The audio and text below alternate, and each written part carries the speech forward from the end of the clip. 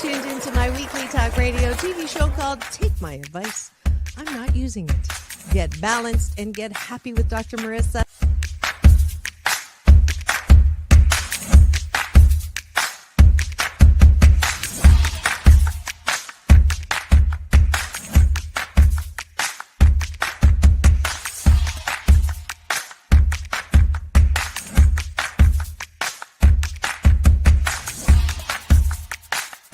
And this show is about hope and happiness. So there's no gossip, no scandal. Instead, I want you to focus on your own reality show and how you can be happy 88% of the time. So I have shows and topics.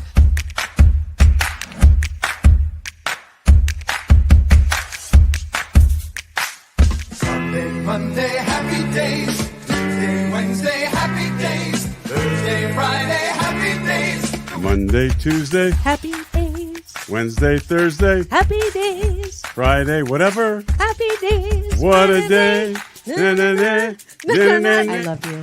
I love you too. Best known as the mom from Happy Days, and she is a delightful 89-year young Marion Ross to my studio. Welcome, welcome, welcome. Dr. Marissa, this is such a treat for me. My goodness, you're a wonderment.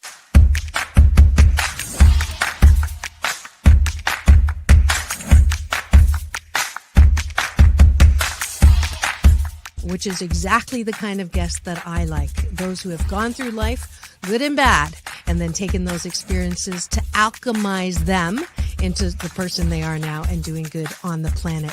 I'd like you to welcome Corey Feldman. If you're grateful for it and you say right away, thank you, God. Oh, my God, it's so beautiful. I'm so blessed. Thank you, thank you, thank you. Then guess what? More good things will come to you. Does this sound familiar at all?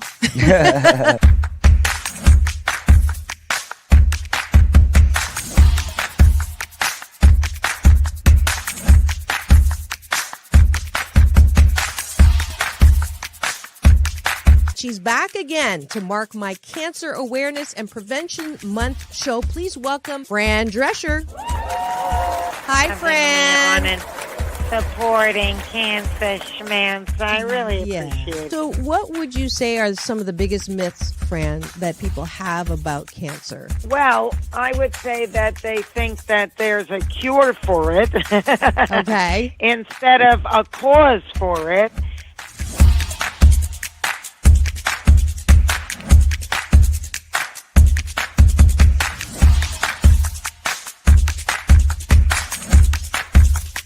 This is the first call-in show when I get to be Dr. Marissa, the kinder, gentler Dr. Laura. And people call in to get their life tires balanced and their critical thinking or their BS, their belief systems, smog checked. And today I am delighted to have Malie calling in from Birmingham, Alabama. We could go 90 days and end up having terrible sex. And then you say, well, the relationship's not all about sex. Well, if I'm not getting great sex from you, then I'm going to get it from somebody else. Right? That moose just got put on the table. And I see Josh and Jim. I have to agree. You're with both nodding. Ramon's sort of half nodding because his wife's listening. But I understood what was going to happen if Muhammad Ali's youngest daughter, made public that I was going to become a boxer. So I wanted to make sure this was the path that I wanted to go down. You are absolutely fabulous, beautiful inside and out. And I'm giving you Dr. Marissa's Beneficial Presence on the Planet Award today. Thank you.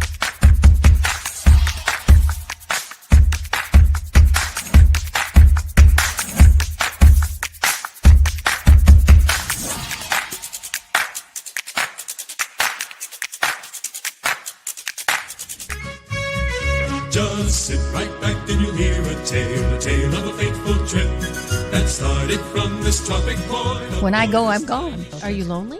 No. Nah, I knew that was going to be But the answer. I surround myself with people. I mean, I'm always the one cooking for things. Or I'm always the one that decorates first and come to my house. All the orphans that have no place. I'm going to have no place to go, so Okay, I can come okay, over. come on over. And life is so amazing if we can see it. Get off that exhausting hamster wheel and into balanced living with Dr. Marissa. Promise you joy in the mystery. Dr. Marissa, also known as the Asian Oprah. Her mission, to be a beneficial presence on the planet. Her purpose, to be your personal advocate to live, laugh, love, learn. Her life motto, don't die wondering. Take back your life with Dr. Marissa Pay. And welcome. You're tuned in to Take My Advice. I'm not using it. Get balanced with Dr. Marissa, the morning show here on NBC News Radio, CNBC News, and NBC Sports Station, KCAA, home to the Asian Oprah, AM 1050, FM 106.5, and streaming everywhere. iHeartRadio, Spotify, Stitcher, iTunes, TuneIn, Audible, Amazon Music, Tiki Live, Rumble, Podchaser, Streaker, and more. I am your host of this show about hope and happiness. So there's no gossip here, no scandal, and no K-words. No Kanye talk at all. Instead, I want you to focus on your reality show and how you can be happy 88% of the time. So I bring you topics and guests. If you missed my last interview with the Waltons, Goodnight John Boy, with Keiko Matsui, #1 Billboard artist, to Anson Williams from the Happy Days, and so much more, please go to my YouTube channel. It houses all 948 shows and counting. So grateful to be here. Just celebrated 11 years. And anybody who said a show about hope and happiness wouldn't last, I'm so glad you're wrong. I won't use any other words about that. But I am here now. This week is 579 consecutive weeks. So I'm so glad you're here. And I bring back my favorite guests. And so today you are in for a treat. Not only are you going to have a repeat guest who you see on camera right now, he's the wonderful son of Marion Ross, who is an amazing actor, and you will remember his impressions that were just, tickled my funny bone and more. And I love to laugh. It's my favorite sound in the world. So I love having Jim Meskimen back. And then a little later, we're going to bring on a beloved, definitely one of my top 8 guests in the 11 years, his mom, Marion Ross, who was the beloved Mrs. Cunningham on Happy Days. So that's what we have here serving up for you. Let me give you a little bit of a formal introduction to my guest. Jim Meskimen is an actor, impressionist, voice artist, and improvisational, obviously I don't do that well, comedian, best known for his work on Whose Line Is It Anyway? And Impress Me, currently playing Colonel Sanders in the popular KFC commercial, as well as President George Washington crossing the Delaware Turnpike for Geico, which led his mother, Marion Ross, Mrs. C from Happy Days, to claim that she is now the mother of the father of our country. Jim's ability to recreate true-to-life characters is not limited to acting, but noted impersonations such as Sir Patrick Stewart, President G.W. Bush, Morgan Freeman, Robin Williams, Tommy Lee Jones, Christopher Walken, Sam Elliott, Sir Ian McKellen, and many, many more. I love that on social media he entertains. He actually has a spin a wheel where he tests his spontaneity on the voices that he gets to do. Maybe we'll do that with a, I don't know where maybe you have the wheel in your I know. I'm wheelless. But oh, you're wheelless? Okay. Well, we'll figure it out. I'm Jim cookieless as well. Right. No fortune cookie here. No fortune cookie? He who has a fortune cookie under pillow has crummy dream. See, I made you laugh. Yay! Yeah, that's pretty good. Oh, you won. Jim's launched an online course on how to become a working actor, which is extremely valuable for anybody who's come to Hollywood with some aspirations in special courses in voiceover and even impressions. It's available at www.jimworkingactor.co. Is it C-O or C-O-M? It's com.com. Okay. Yeah, recently, Jim hit 8.3, or actually it's probably more than that, and 7.8 million views on his TikToks.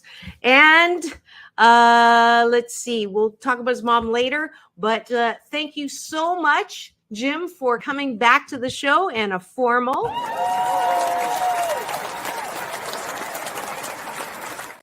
Welcome Thank you, back. Dr. Marissa. Thanks a lot for that kind welcome. I appreciate it. Absolutely. It's so wonderful to have you. So you are actually doing some new things now. Yep. You're on a show. Tell us about that. The big something. Let me tell you about it because I've got all the info. It's called the Big Door Prize. It's on Apple TV Plus. And it's not a game show. It sounds kind of like it is, but it's not. It's called the Big Door Prize, but it's about it's a fictional series, very funny, but also very very warm and dramatic as well. It's kind of fantastical. It sort of takes a look at what happens when a small town gets a fortune telling machine, a very sophisticated fortune telling machine. Dropped into the middle of it, and people start going to this machine and they enter all their data and they get a little blue card that tells them what their true life's potential should be. And in our story, that creates a lot of chaos because people are teachers or they're mayors or they're people that work in a store, and they get cards that tell them that really their destiny is quite different. And they begin to shift around and try to make sense of it all. So it's a fun series by the maker. One of the showrunners was responsible for Schitt's Creek, if you saw that show. And that was a very successful comedy series. This one is also very funny. And it's on Apple TV Plus. And it stars Chris O'Dowd, who is the lead character, who is a teacher in the show at the local high school. And he gets a card that confuses him completely. And I play his father. And since Chris O'Dowd is from Ireland, I also had to sort of learn how to do an Irish accent that was the kind of Irish accent that Chris O'Dowd is endowed with himself. And so it's a pleasure to work with him and to play that character. Wonderful. And I just know it's going to be a great success, probably because that question, if it wasn't a big question before that, the BC19 hashtag BC19 is what I call the time before COVID. BC19, it is very good, yeah. It is certainly a very important question now. Yeah, always, Who am I? What am I doing? Why am I not doing? Yeah. So speaking of potential, when was the first time you knew that this really was your path? I'm sure growing up with your mom, being around Fonzie or all of the characters on Happy Days, was it something that you were born genetically with? So, or when would you say you caught that bug of wanting to entertain? Because it truly is, it's been glorified in a way. And it's also, every actor that's been on my show talks about the rejection, which not a lot of people talk about the reality of that.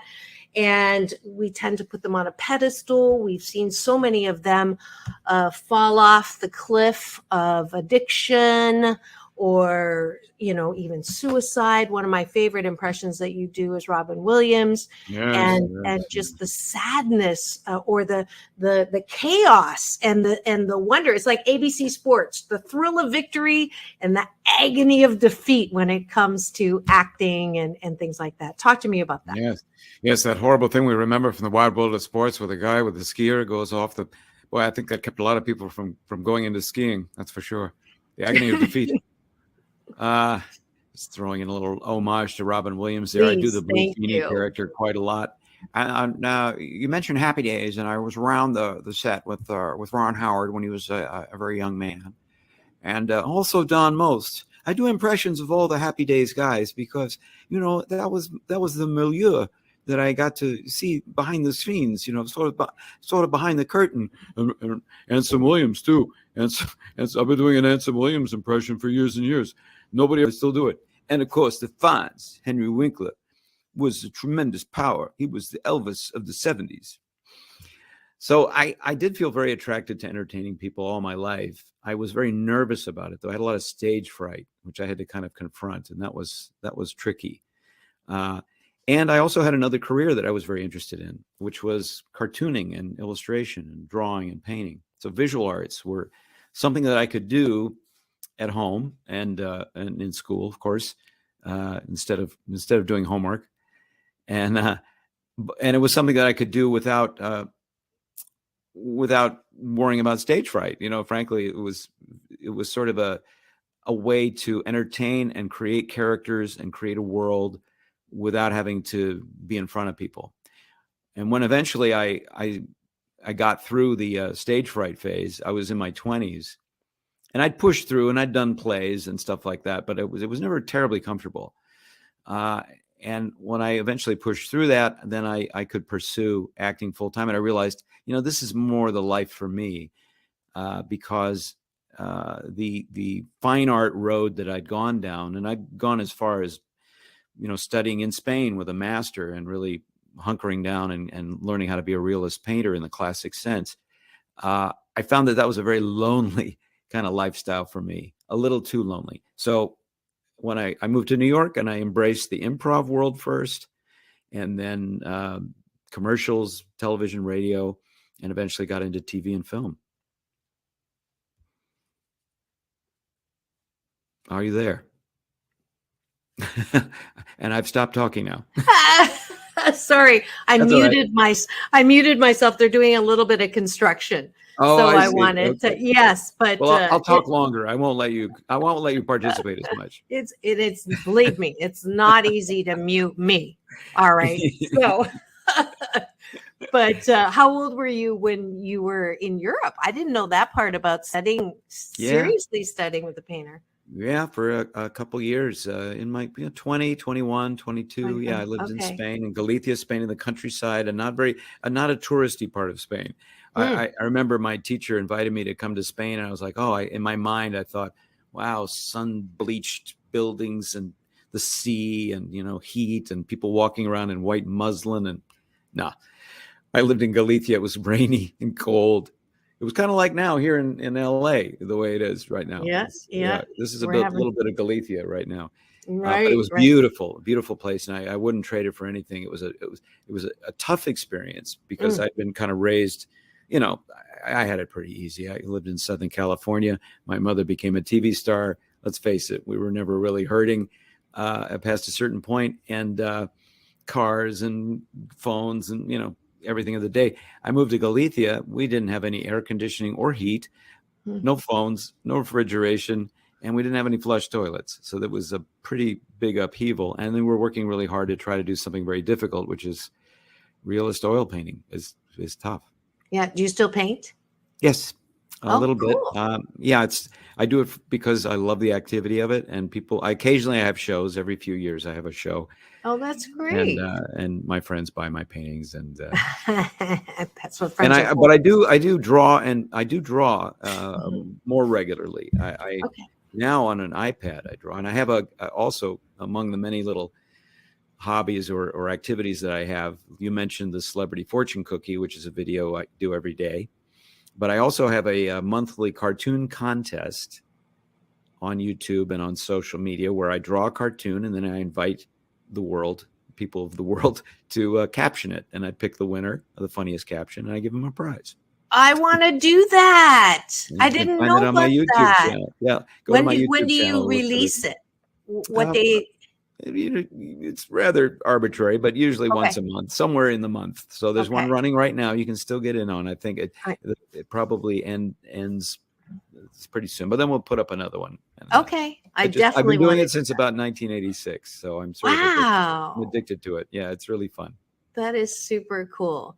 Yeah, and it gives me an excuse to draw. Yeah. Well, one, I applaud you for not buying into the BS, the belief system that you can only do one thing in life. I'm a big, absolutely not. I bought into it for a while, and it confused me, and then I opted out, and I'm much happier. I'm super glad to hear about that, because I sometimes feel like I'm alone on an island yelling at the world that that's not true. And You're not alone, Dr. Marissa. You're not alone. There are so many of us here, all of us huddled in the back. They're not on camera at the moment. But we can call them. I know. I keep expecting your characters to come through the door. I need to keep pushing them out. Yeah, please do. Please do. You mentioned George W. Bush. Speaking of pushing him out, I'll tell you what, he's pushing out paintings himself.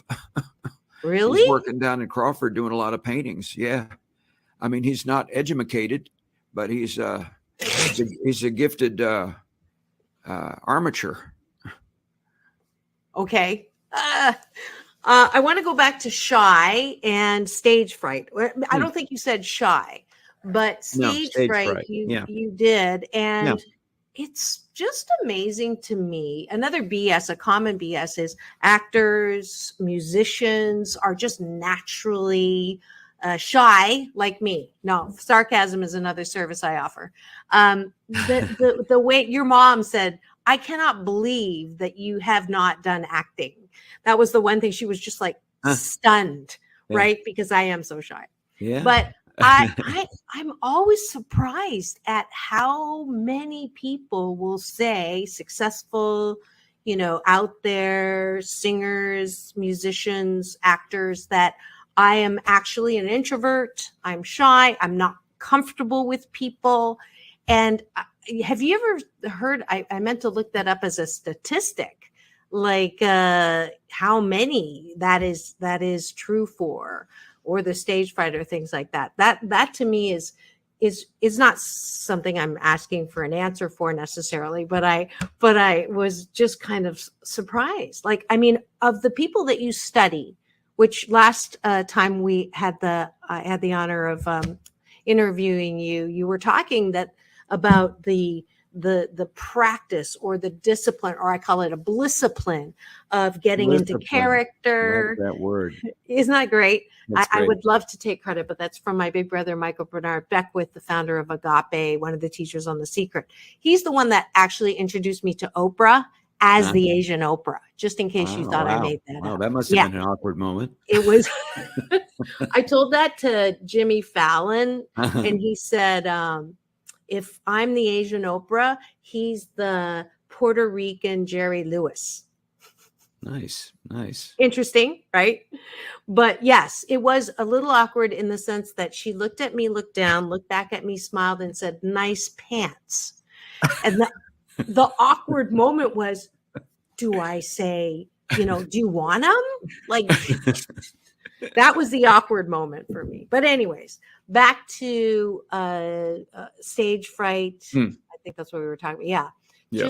Just like, how does someone who is an introvert or shy want to go into an industry that is anything but private? Yeah.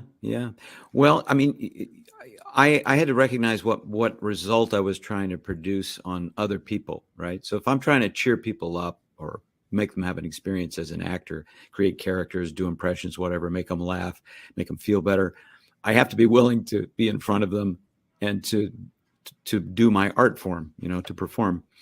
I tell you what helped me get over it a lot was improvisational theater, which I did in New York for years and years. And the good thing that I got out of it, this particular school of improv that I work with in this particular group, was that, just do it and throw it out there and make a choice. It'll be fine, which you have to kind of learn from experience.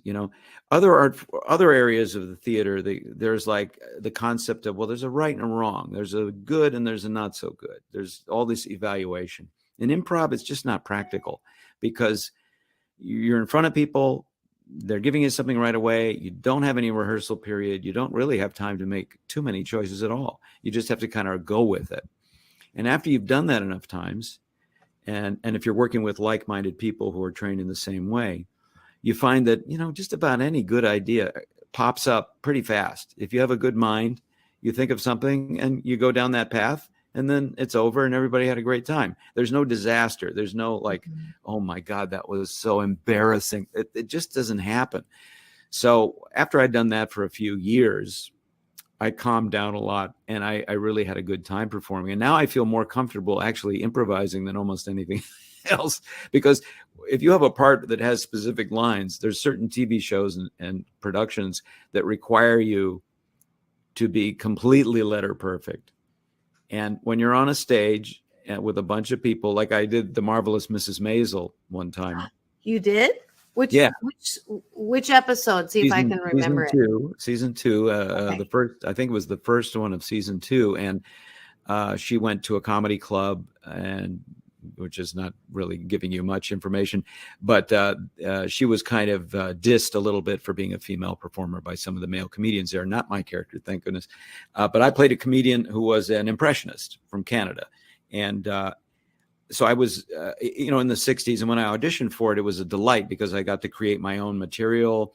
I picked some people from the 60s, and they hired me off of the tape. Then when I got to New York a few days before the shoot, I unfortunately had to wait quite a long time for them to finish the script. And so I didn't have the time that one would want to really, and they also didn't know that they wanted it letter perfect, that I wouldn't be able to make it my own or kind of, loosey-goosey it or anything like that. It was like, nope. The way that Amy Palladino works is it's like every word, every comma is you have to take responsibility for. So I was struggling on that day. And it's much easier, just to wrap it up, it's much easier for me to improvise something where I can do a perfectly acceptable character or piece of content without having to worry about somebody looking at a script and going, wait a minute, he said and it's that. Wow, I had no idea. That is, I always thought it was a little more loosey-goosey, as you called it. No, that's good acting. It's just good acting. Yeah, on that show, I have so much respect for those actors now, Tony Shalhoub and everybody. They're because they're rattling off dialogue. And my mother, who we'll talk to shortly, I'm sure can tell you that when she worked for Amy Palladino on the Gilmore Girls, same deal. It's like she writes it, she wants it done exactly that way. And, you can't argue with the results, but you got to know going into it and hopefully have the script a few days ahead of time. Wow, that is something new. I love learning something new. So, yeah, I guess it depends on the director. But, I mean, someone like Robin Williams and Jim Carrey, they cannot be doing exactly what the script is, because I just their outtakes are hilarious. Yeah, I mean, when you become a big star and the whole point of the movie is that you're in it, I think you have a little bit of latitude. Okay, fair enough. So, so this show sounds great. When does it air? And the Big Door Prize, all of season 1 is now available to be seen and watched and enjoyed on Apple TV Plus. Okay. And we have, just before the strike started, we completed season 2. I was flying to Atlanta to work on that just last month. So we're done with that. And that, I don't know when that season 2 is going to launch, but maybe later this year. I don't really know. But season 1, all 10 episodes you can see right now. And you'll see me and the very charming Chris O'Dowd. And it's a swell show that'll make you laugh and make you think and perhaps even consider your own destiny. We'll see. Yeah, it sounds great. I want to go back to what you said about not evaluating yourself, not criticizing yourself. And I think me, that has been, May, we're ending the month of mental health awareness. Would you agree with me? You don't have to. That one of the keys to a happy life, or one of the keys to a successful life, is the ability to not care so much about what people are saying negative, especially about you, that it's important to approve of yourself, because if you can't approve of yourself, how the fork do you expect someone else to approve of you? Certainly for me, if I took to heart the things that have been said about me behind my back, in front of my back, I would probably be like, I'm melting. But I one of the things that I appreciate about myself, which is what I usually do at the beginning of the show, is, the top of the bun is gratitude, the bottom of the bun is appreciation. So what do you like about yourself? And we'll ask you that question, that you anchor yourself in so that you're not so rocked by negative, your own or other people's.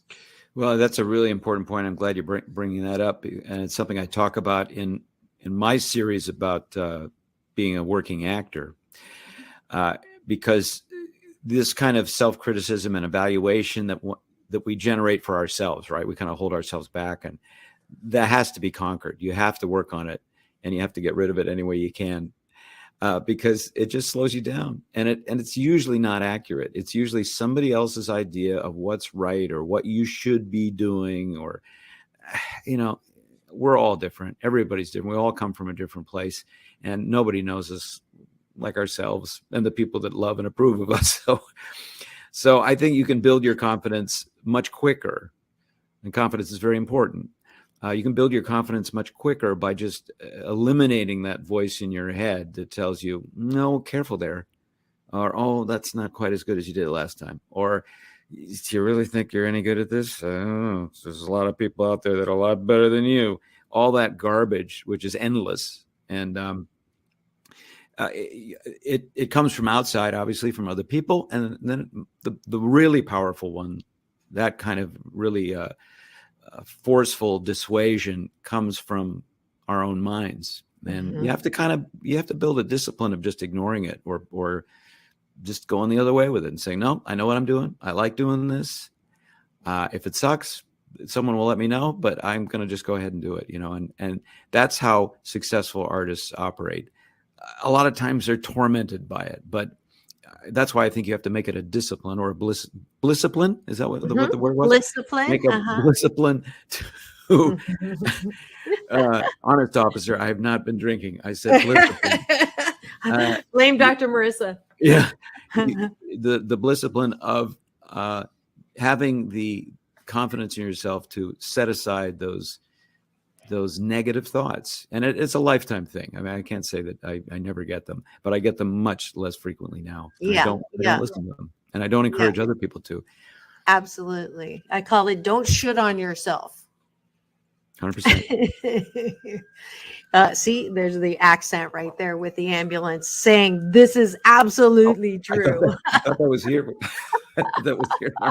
No, couldn't tell where that ambulance it's over here. They know you're on the air with me.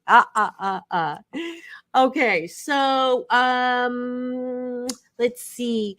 New voices that you've been trying out since you were on my show last? Well, I did an attempt, and I still can try a little bit to do Elon Musk, and he's got a kind of a button-down way of talking, which is great, and just the slightest little, very, very tiny South African accent, which is pretty negligible.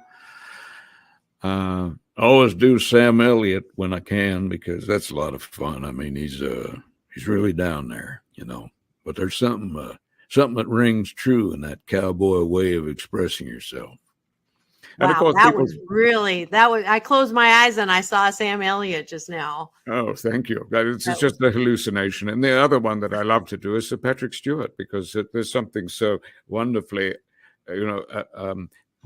I won't say childlike, but there's something mischievous about him, and avuncular at the same time, like an uncle. So we like Patrick Stewart a lot, I think. That's great. 2-minute viewpoint on the writer's strike. Oh, well, I mean, I think they have a beef, and we have all these streaming services, and the writer's lifestyle is very challenging, I have to say. My sister's a writer. She's an Emmy-winning writer and producer who worked on Friends and many other shows. And I have observed through her lifestyle that it is extremely long hours, extremely insecure, and yet very demanding. Writing is a backbone of modern entertainment. I mean, all the great resurgence of quality that we're seeing in television right now, it's really kind of a golden age of television shows. They're just fantastic programming going on, from Better Call Saul to, all the stuff on, I dare say, the Big Door Prize, great writing. All these things require a lot of work. And so, they're not to be poo-pooed. It's not something that AI is going to replace in this century, I don't think, because it takes a lot of aesthetic attention, a lot of talent, and a lot of work. So the fact that they're not being remunerated in a way that allows them to make a living, to support their families and keep going, through the dry times, is something that needs looking at. And it just, it's a negotiation, and we have them every now and then. And I guess negotiations froze up. So now we have a strike. Hopefully it won't last long. We actors and the Screen Actors Guild are supporting the writers, of course, and are out on the picket lines as well. So I would look for it to be handled soon. And I would hope that the producers and the representatives for the Writers Guild will get together quickly and get an agreement. We're going to have to agree on something. Yeah. Although the very idea of agreement these days seems to have gone into hiatus. It's so out of fashion, agreement, being combative and pugilistic is so much more satisfying, don't you find? Yes and no, please, please. Yeah. I joke because I jest. Yes. The best sign I saw, the protest sign, it said from a writer, one less boat. Or no, one less yacht was one less yacht. Yeah, one less yacht. One less yacht. And OLY. Yeah, those writers, man, you don't want them writing signs against you, because they really make some clever signs. And the other thing, you're inside Hollywood. I grew up outside Hollywood, and I think that one of the best things that have come out lately in this and the last generation, even though I'm ageless, is the recognition that the one you see on the screen is only one small part of the entire industry. I think the person on camera has been credited with so much stuff. Yes. And the reality is the value of the writer, certainly, the value of, the producer, the value of the director, the value of the people who do all the cinematography. I think that is the silver lining maybe of the writer's strike, because I think for a lot of people, they went, oh, wait, you mean why are they closing down Conan or why are they closing down these late night shows? Well, it's because they don't actually come up with the jokes, right? Right. Right. Yeah, that might be a real awakening to people. I didn't think about that, because to me, of course, I've been on these shows and I know how many people are working on it. It's dozens, if not hundreds of people to produce a simple little show, and the more complicated ones with all the effects and everything. Oh my God, there's like thousands of people. Nobody ever stays to watch all the credits on a film these days. But if you go to a Marvel movie, you'll spend another 10 minutes after the movie's done just watching this parade of names go by, and everybody's pretty important, or else they wouldn't be there getting paid. And isn't that also another good silver lining of the outtakes? That's right. Right? Because I'm getting to be very expert on, where it's filmed and all the things you don't really think about. So I love that. You mentioned your mom and growing up. Before we bring her on, you can get her ready to come on. Get her ready. Yeah. Sure. You're on deck, Mom. She's on deck. I'm gonna make some room for her here too. Yeah. Okay. It's into a 2-shot now. Yes. Beautiful home. I love it. This is Happy Days Farm. This is her home where she is enjoying her retirement. Mm-hmm. Massive staff of 150 people here, making sure. Okay. See her here. Jim. Hi, I am. Hello, darling. Hi. Hello, darling. That's a little better. It's so wonderful to see you again. This is Dr. Marissa, the Asian Oprah. Oh, Yes. I'm so happy to see you, Doctor. I am so happy to see you again. I was blessed when you came to my studio at Sunset Gower way back. You were 79 at the time. No, wait.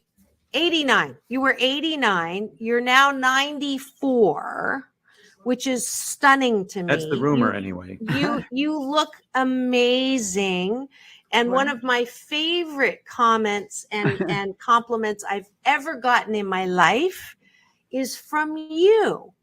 You called me a wonderment, and Good. I've never been called a wonderment. So thank you for calling me that. You're and welcome. I love you. I love you from the bottom of my heart. And I would say this is one of the best occupational hazards of doing this show for over 11 years is the beautiful. Well, now you're in people. my house. I know. Thanks to COVID, we now know how to get in people's houses without going on a Hollywood tour. Right? That's right. Right. It's beautiful. So, how are you? I'm very well, darling. Isn't that something? But I'm old, but I'm very well. Yes, you've aged like a fine wine, for sure. Yes. And your son is dragging you onto these interviews now. I know. I've been asking. My baby. Yeah. So cute. I've been asking Harlan to ask you on again for the last 3 years, just so you know. And I'm really glad that we finally were able to do that. Thanks to Jim, your baby son. Yes. Yes. He's my first baby. He's my first baby. Yeah. What's the favorite voice that you like to get from him? The favorite what from him? Voice. Voice. He's like an impression. I tell you, he's just so special in every way that I really like everything about him. Isn't that fun? Yeah. And we play games. Yeah. Uh-huh. Yeah, we do. I like to put Mom on social media because she's on my TikTok and my Instagram every now and then saying something to fans, or if we're celebrating some holiday or something like that. And I always get, hundreds of thousands of people like to say, "Oh, your mom, Marion, you look great. You're so beautiful. Oh, I love you. You raised me." Everybody feels the same way about her that I do, which is that she actually did raise me. Yes. So I feel like you raised me. I did. And there's a lot of evidence that it happened. I did. Yeah. Well, it wasn't easy to raise a kid and be a working actress like you were. No, it was worried. 2 kids, single mom. I worried a lot. She cried a lot. She worried a lot. She's still acting. Here we go. Do it. Did you ever resent the fact that she was a mom on set? Probably, yes, to Jim. Did you ever have how come Mom's gone again? No. How come I don't get to spend enough time? We were thrilled that she was working. We were thrilled she was making money. It made us very, because it was dodgy. We didn't have a lot of money, and she was always looking for work, and she would do plays and she would do TV shows, and if she got a commercial, we were all very excited because that meant we learned that there's this thing called residuals. And I'm so glad that I still have my rosy cheeks. You can see that. Yes, you do. What do you use for skincare? Oh, I do use a special product, and I forget what it's called. Oil of Olay. Oil of Olay. I'm told by the staff. Wow. But I don't know, because my mother was a Canadian and from Saskatchewan, so she had not good skin. We all have good skin, That's fun. You need a lot of skin up in Saskatchewan. You got to have skin in the game and skin on your body. And skin in hockey. I was actually born in Canada as well. No kidding. Where? Yeah. Where, darling?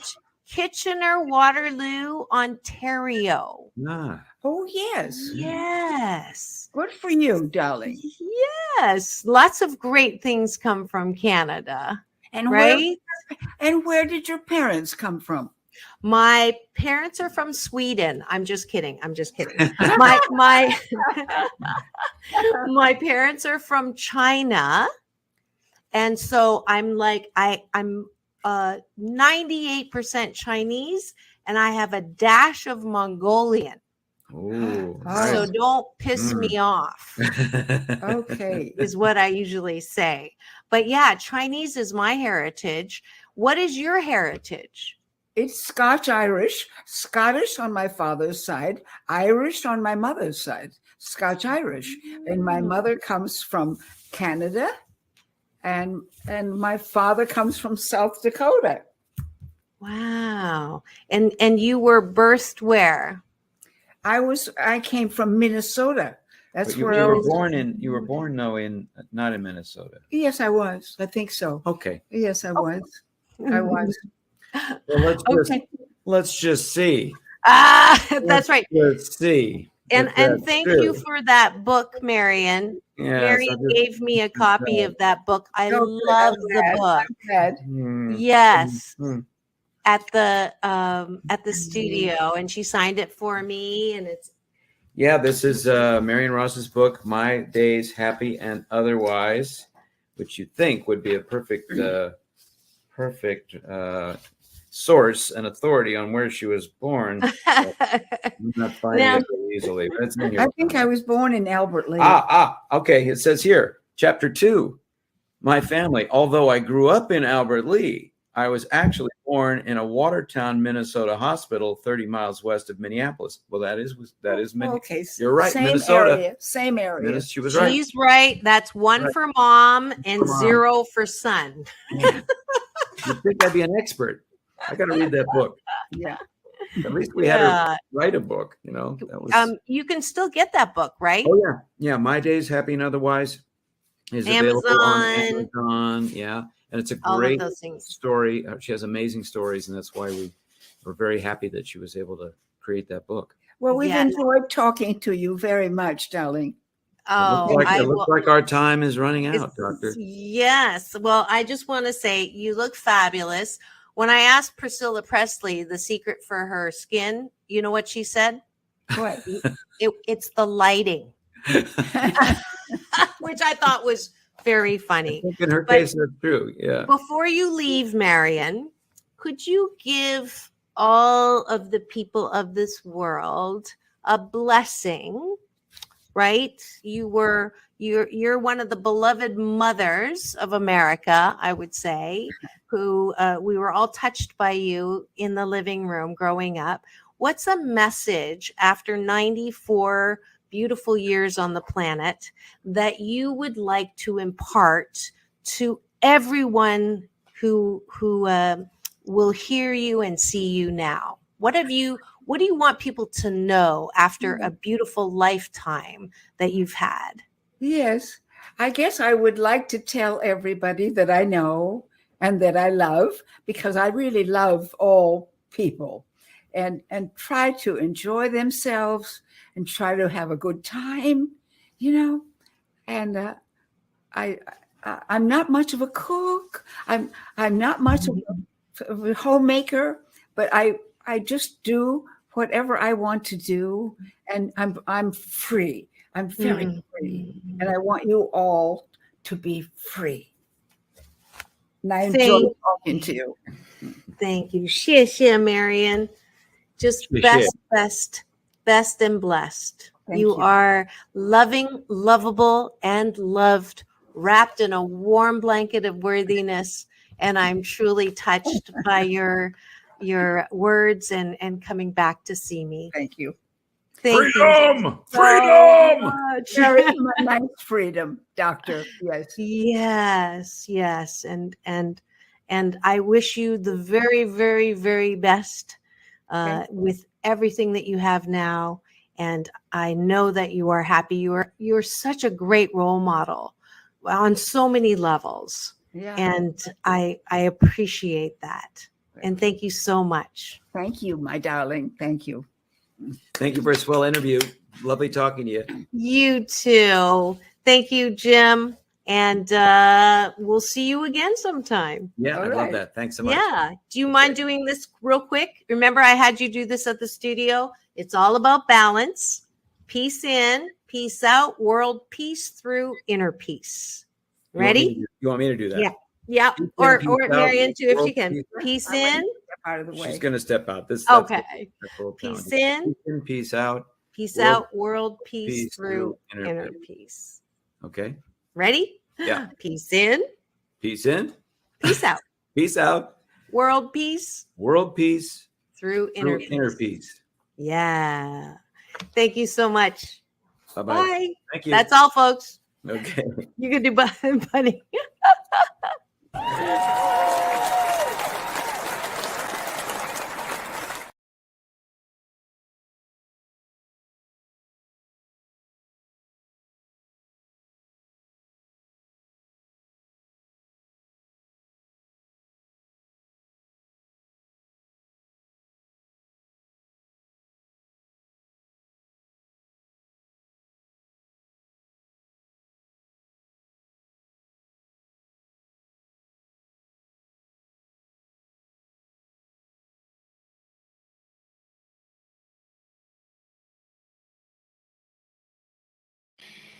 Is that better?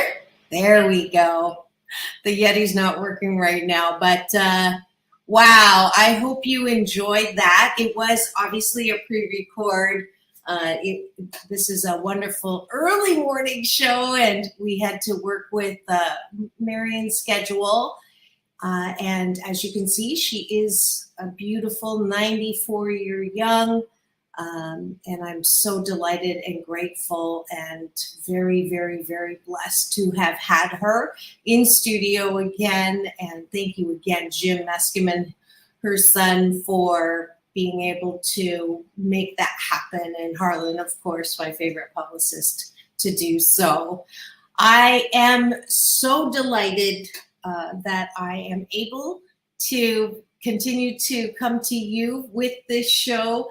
I would like to remind us all to do our gratitude sandwich. Since I didn't do it at the top of the show, we'll do it real quick right now. If you have any questions or comments or anything about the interviews with Happy Days, and if you want to be able to re-see those, there's a lot of them there. I've had, I believe, 3 interviews with Potsie, Anson Williams. He's the founder of Alert Drops, which is to combat drowsy driving. I don't know if you knew this, but more people are hurt through drowsy driving than drunk driving. I didn't know that. So certainly all of his interviews are on my YouTube channel, free subscribe. Potsie, who Ralph Malph, who's Don Most. And Jim was saying that he does impressions of both of them, even though he's not asked to. That is also on my YouTube channel. And I was very blessed to have Morgan Most, Don's wife, who has Parkinson's. And she came on, and she doesn't do, I think I was her second interview ever, because she doesn't usually come on, but she heard my interview with Don and agreed to come on. And that was a great interview, which you can always also get on my YouTube channel. And then finally, the beautiful, beautiful Marion Ross, who came in person when I was at Sunset Gower at age 89. And just now you saw the virtual broadcast interview of her from her home. And I'm getting emotional. The opportunity to have that kind of interaction with people who's, we're so influential. I don't know anybody, even millennials, and I ask them, did you watch Happy Days? Do you know, have you heard? And they all say yes. So follow Jim Meskimen in all of his wonderful impressionist things. I went to his cartoon contest and put in a cartoon caption. We'll see if I win. And it's a great laugh. And you know that is one of my favorite sounds, if not the favorite sound in my life. So that is something you can do. If we go to the gratitude sandwich, we'll have a breakfast now after the interview.